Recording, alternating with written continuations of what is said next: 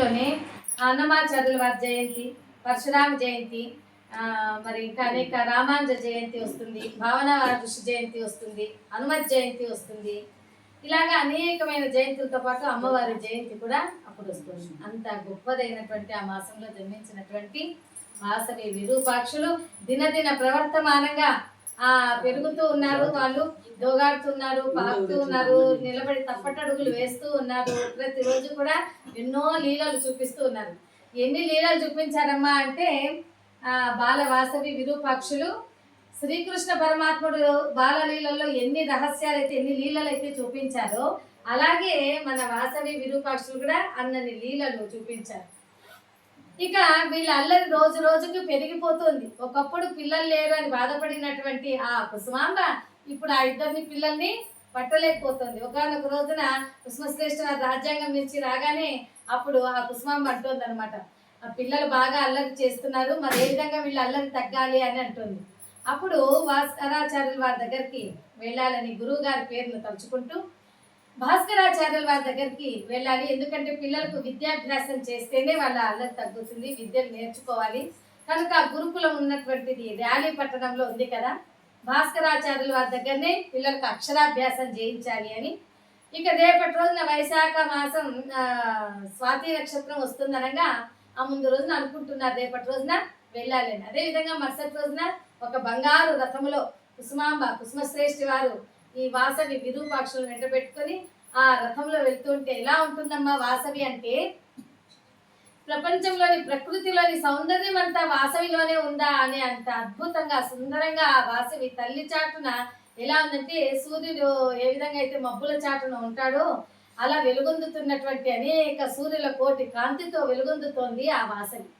ఇక ఆ వాసవి విరూపాక్షులు గురుకులంకి వస్తారు అనగానే అక్కడ ఉన్నటువంటి భాస్కరాచార్యుల వారు ఎప్పుడెప్పుడు వాసవి విరూపాక్షులు వస్తారు అని ఆయన ఏ చెట్టు చూసినా వాసవియే, ఏ పుట్ట చూసినా వాసవియే, ఎటు చూసినా వాసవియే కనిపిస్తుంది అతనికి. ఎందుకంటే వీళ్ళందరికీ అయితే వాసవి విరూపాక్షులు చిన్నపిల్లలాగా వీళ్ళు అనుకుంటారు, కానీ ఆయన సాక్షాత్తు ఎవరని చెప్పాను భాస్కరాచార్యులు,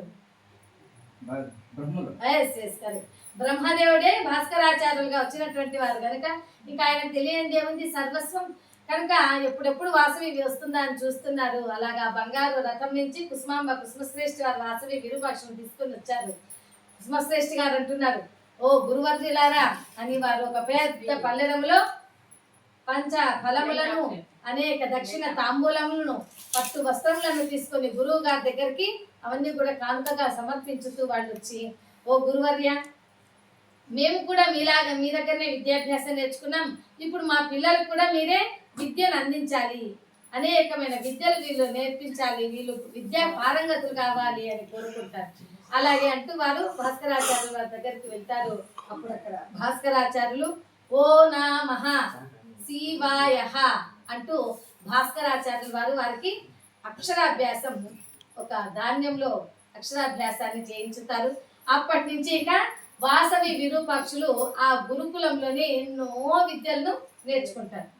ఎన్ని విద్యలు నేర్చుకుంటారమ్మా అంటే అష్ట వరకు అంటే 8 సంవత్సరముల వరకు వేదాలను నేర్చుకుంటారు. ఎన్నమ్మా మనకు వేదాలు? ఋగ్వేదం, యజుర్వేదం, సామవేదం, అథర్వణం. తర్వాత 12 సంవత్సరం వరకు వేదాంగాలను నేర్చుకుంటారు. తర్వాత 16 సంవత్సరముల వరకు వారు అనేకమైనటువంటి అస్త్రశస్త్ర విద్యలంతా కూడా వాళ్ళు నేర్చుకుంటారు. ఉపనిషత్తులు, పురాణములు, ఇతిహాసములు అన్ని నేర్చుకుంటారు. ఆ తర్వాత 18 సంవత్సరముల వరకు వాళ్ళు అనేకమైన శస్త్రాలు విద్యలు కూడా యుద్ధ విద్యలు అన్ని నేర్చుకుంటారు. ఎన్ని విద్యలు నేర్చుకుంటారు అంటే జలస్తంభన విద్య, వాయు విద్య, గదా విద్య, ఇలా ఇన్ని విద్యలు, 108 ఉపనిషత్తులు, 4 వేదాలు, వేదాంగాలు, షట్ శాస్త్రాలు, ఇన్ని విద్యలు వాళ్ళు నేర్చుకుంటూ ఉన్నారు.